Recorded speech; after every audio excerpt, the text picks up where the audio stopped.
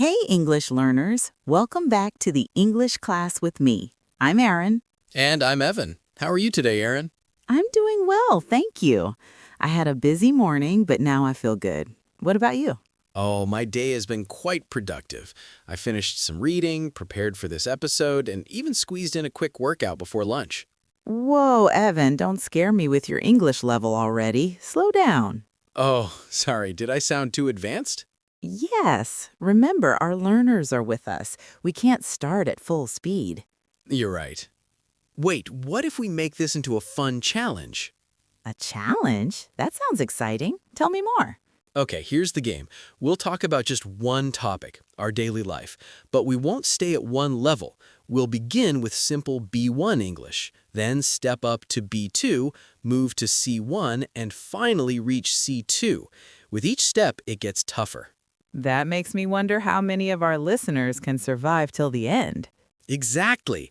It gets tougher in the words we use and the speed we speak. It's like riding a roller coaster. So listeners, when this ends, comment below and tell us, I survived till B1, or B2, C1, or C2. We'd love to see your answers. And a quick note, this episode is a challenge, not a lesson. There's no PDF guide today. It's about testing yourself. So, are you ready? Let's begin. I usually wake up at 7. When my alarm rings, I sometimes feel tired and want to stay in bed, but I get up, go to the bathroom, brush my teeth, wash my face, and comb my hair. I know that feeling. Do you press the snooze button? Yes, sometimes once, but if I press it too many times, I don't have enough time. Do you take a shower in the morning? Sometimes, but not every day. I usually prefer to shower in the evening because it helps me relax after work.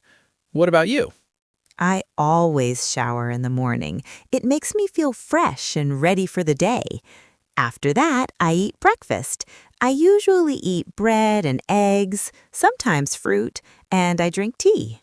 That sounds healthy. For me, breakfast is very important too. I usually eat bread with cheese or sometimes rice, and I always drink coffee. How many cups do you drink? Usually one, but if I'm sleepy, I drink 2. Coffee gives me energy. After breakfast, I drive to the office. It takes about 15 minutes. Sometimes I listen to English podcasts while driving. That's a great idea. I go to work by bus. It takes around 25 minutes. On the bus, I usually listen to music. When I arrive at the office, I say hello to my team, sit at my desk, and check my emails. Same for me. I check emails first, then read messages for my team, and make a simple plan for the day. I also start with emails. After that, I write reports and sometimes have a short morning meeting. So, that was Level 1, B1. Did you survive? If yes, good job. The next level, B2, will be a little harder. Welcome to Level 2, B2 English. Let's talk about our afternoons. In the afternoon, I usually have lunch at the office cafeteria with my team. It's nice to talk about something other than work. After lunch, however, I often feel a little sleepy. That happens to me too. To avoid that, I usually eat something light, like a salad. It helps me stay awake. Do you eat in the cafeteria? Not always. I often bring food from home because it's healthier and cheaper. Afternoons are usually busy for me. I often have long meetings with my team. Afternoons can be busy for me as well. I work on coding tasks. When I have a lot to do, I make a small list. It helps me stay organized. Do you sometimes get distracted?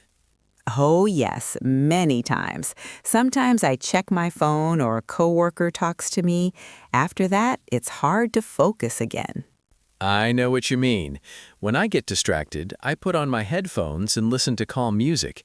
That helps me block the office noise. That's a nice strategy. I also like to take short breaks. A 5-minute walk helps me come back with more energy.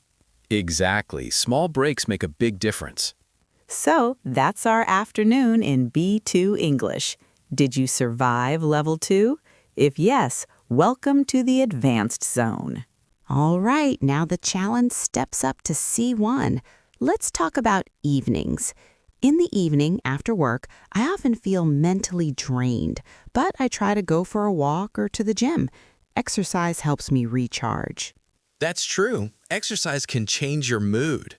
For me, evenings are mostly family time. Traffic home is stressful, but seeing my family makes that stress melt away. We have dinner together. Absolutely. Sharing dinner is comforting. What do you usually do after dinner? I often read. It helps me unwind. Sometimes I get so absorbed I forget the time. I also write in my journal, reflecting on my day. It helps me stay on track with my goals. That's an excellent habit. I sometimes do that too. I might write down 3 things I'm grateful for. It shifts my perspective. I love that idea. Gratitude can change how you see the day. Evenings are also about preparation. If I stay up too late on my phone, the next morning feels rushed. Yes, I know what you mean. If I keep working late, I feel like I'm burning the candle at both ends. But when I stop at a reasonable hour, I start the next day with fresh energy. That's a great point. It's about balance. For me, evenings are like the bridge between work and rest, a chance to slow down. So that was C1. Did you survive? If yes, that's incredible. Now for the ultimate test. Welcome to Level 4, C2 English. This is the summit. At this level, we explore what our actions signify. When I reflect on my evenings, I realize my repeated choices gradually weave themselves into the fabric of my identity. It's about who I am quietly becoming. That's beautifully said. In my view, every routine functions like a seed. Over time, it grows into a tree that shapes the landscape of our future. If my evenings are spent scrolling aimlessly, I plant seeds of distraction. But if I choose to read or reflect, I plant seeds of growth. Yes, this leads to a larger question. How do we perceive time? We often rush from task to task, caught in the rat race. But being busy isn't the same as living fully. I couldn't agree more. Activity without reflection can become emptiness disguised as progress. I often ask, did I truly live today or merely manage a schedule? Time slips away whether we notice it or not. Precisely. That's why reflection is a necessity. It adds layers of meaning. We transform ordinary routines into deliberate rituals that shape our character. Well put. So our challenge ends with this. Every day is a story to be authored. The question is whether we write it consciously or let it be written by habit. And that was C2. Did you survive this final level? If yes, congratulations. Comment below and tell us B1, B2, C1, or C2. Let's see how far you made it. Remember, there's no right or wrong answer. Every level you reach is progress. You showed up and challenged yourself. If you enjoyed this, let us know. We might make more challenge episodes. Thank you for staying with us. Keep practicing, keep growing, and keep challenging yourself. See you in the next episode of the English Leap podcast. So we survived the daily routine challenge, but a day is more than just work and evening. What about weekends? Should we take our listeners on another ride? Absolutely. The weekend is a different landscape. It's the perfect topic to explore, from simple plans to deep philosophies of leisure and fulfillment. Listeners, ready for round 2? Let's reset to B1. On Saturday, I usually wake up later than on weekdays, maybe at 8:30 or 9. I don't set an alarm. It feels good. That sounds nice. I also wake up later on Saturday. After I get up, I make a big breakfast, pancakes or eggs with toast. I eat slowly and drink more coffee. I like a slow breakfast too. After breakfast, I clean my apartment. I sweep the floor, wash dishes, and put clothes in the washing machine. It takes about an hour. I do cleaning too, but sometimes in the afternoon. In the morning, I often go shopping. I go to the supermarket to buy food for the week. I make a list so I don't forget anything. That's smart. I sometimes go shopping on Saturday afternoon. What do you do in the afternoon?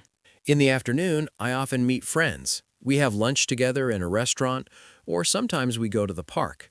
If the weather is good, we sit and talk. It's very relaxing. That sounds fun. In the afternoon, I sometimes watch a movie at home or I play video games. I also call my family.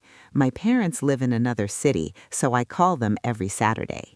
That's nice. Do you go out on Saturday night? Sometimes, yes. Maybe I go to the cinema with friends or we have dinner together. But sometimes I prefer to stay home, cook a simple dinner, and watch TV. I understand.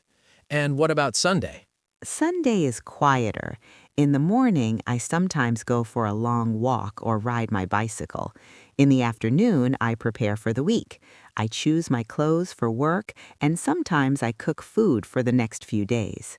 Yes, Sunday is a day for preparation. I do similar things. I also try to read a book or listen to music. I go to bed early on Sunday because Monday is a work day. Me too. So that's a simple weekend in B1 English.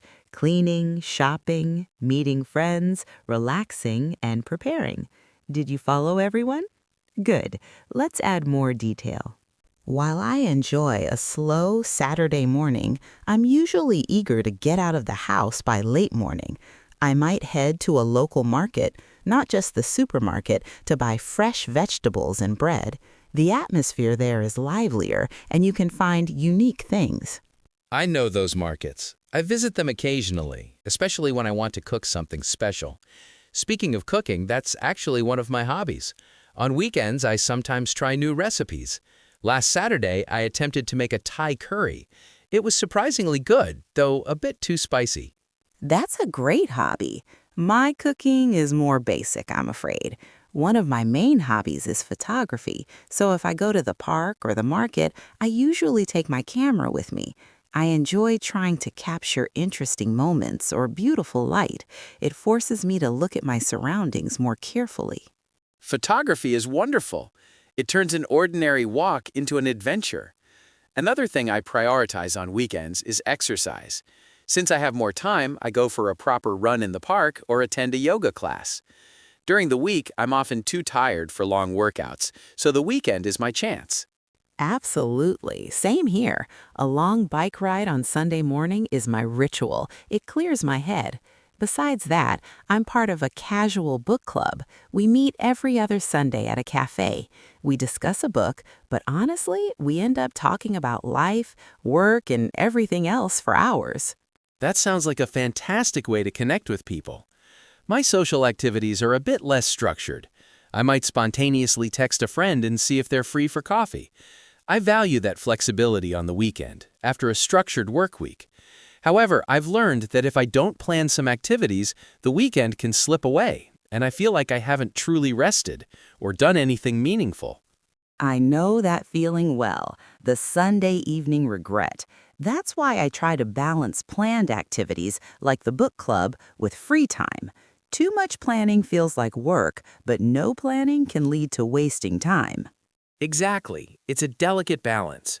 So we have hobbies like cooking and photography, exercise routines, social clubs, and the challenge of balancing structure with spontaneity. That was B2. Still with us? The next level gets more reflective. Moving into C1, weekends become more than a list of activities. They represent a shift in mindset. For me, the core of a weekend is reclaiming autonomy. After a week of responding to emails, deadlines, and other people's agendas, the weekend is my space to set my own intentions, even if that intention is simply to do nothing without guilt. That's a powerful way to see it. I think many people struggle with that without guilt part. We live in a culture that often glorifies productivity, so even leisure can feel like it needs to be optimized or be productive, like learning a new skill through a hobby. There's pressure to have a perfect, Instagram-worthy weekend. Precisely. That's the paradox. We seek rest, but we frame it as another achievement. A truly restorative weekend, in my view, involves activities that create a sense of flow, where you lose track of time because you're engaged in something intrinsically rewarding. For me, that's cooking a complex meal or getting lost in a novel. It's not about the outcome, the meal, finishing the book, but the state of being fully present in the process. I completely agree. Photography does that for me. When I'm looking through the lens, the world narrows to light, composition, and moment. All the weekly worries fade into the background. That mental shift is the real refreshment. Conversely, passive consumption, like binge watching a series for hours, often leaves me feeling more drained than rested, even though it's easy to fall into that trap. You hit on a key distinction, active versus passive leisure. Both have their place, but active engagement generally fuels us, while passive consumption often just kills time. The weekend is also a crucial time for nurturing relationships that aren't based on work. Those cafe conversations with your book club, the long lunch with friends, they strengthen a different part of our identity, the part that isn't defined by a job title. Well said. Those connections are the anchors. They remind us of who we are beyond our professional roles. And this ties back to preparation for the week. A good Sunday evening routine isn't just about packing lunches, it's a psychological transition. It's gently closing the chapter of personal time and mentally opening the document for the work week, ideally with a sense of nourishment rather than resentment. Absolutely. If the weekend has been genuinely replenishing, Monday feels less like a cliff and more like a step. The challenge is protecting that time from the encroachment of work emails and the nagging feeling that you should be doing something more useful. And there we have it. Autonomy, the flow state, active versus passive leisure, identity beyond work, and psychological transition. That's C1.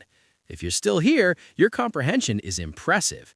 Now for the peak. Here we are at the summit again. Discussing weekends at this level forces us to confront fundamental concepts. What is freedom, and how do we construct a meaningful life within limited time? The weekend is a microcosm of this construction. Indeed, the 5-day work week is a societal construct, a rhythm imposed upon us.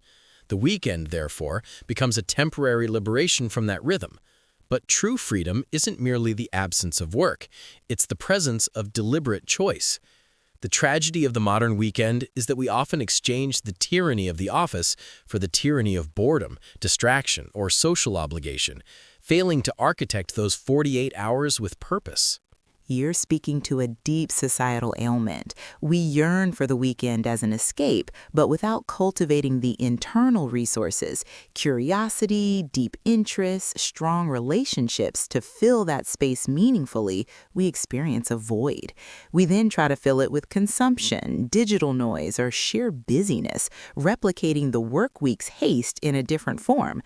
The Sunday scaries aren't just about Monday, they're about the poignant feeling of time, our most non-renewable resource, slipping away unfulfilled. Which raises the existential question, if how we spend our weekends is a glimpse of who we are without mandates, what does it reveal? Does it show a person cultivating a rich inner life, nurturing bonds, and engaging with the world? Or does it show a person fleeing from stillness, addicted to stimulation? The weekend is a mirror held up to our autonomous self, and it can be an uncomfortable reflection. Profoundly true. It connects to the ancient philosophical divide between vita activa and vita contemplativa, the active life and the contemplative life. A balanced life, and thus a balanced weekend, needs both. We need the active engagement of hobbies and socializing, but equally we need the contemplative space for reflection, reading, and simply being. Our culture valorizes the active, often to the detriment of the contemplative, which is why we feel guilty for doing nothing. And in that contemplative space, we do the essential work of integration. The week throws experiences, stresses, and fragments of learning at us. The weekend's silence, whether literal or metaphorical, allows those fragments to settle, connect, and form new insights. It's not downtime, it's consolidation time. Without it, we live in a state of perpetual psychic scattering. So ultimately, mastering the weekend is a practice in life architecture. It's about intentionally designing time to include celebration, connection, creativity, contemplation, and rest. It's a weekly rehearsal for retirement, for sabbaticals, for any extended period of self-directed time. How we handle these 2 days is a practice run for how we will handle larger chapters of freedom. Exactly. It's a skill that must be developed. The weekend is not just a pause from life, it is a vital, defining part of the life itself. A well-lived weekend echoes into the week, providing resilience and perspective. A wasted weekend leaves the soul malnourished, facing the grind with empty hands.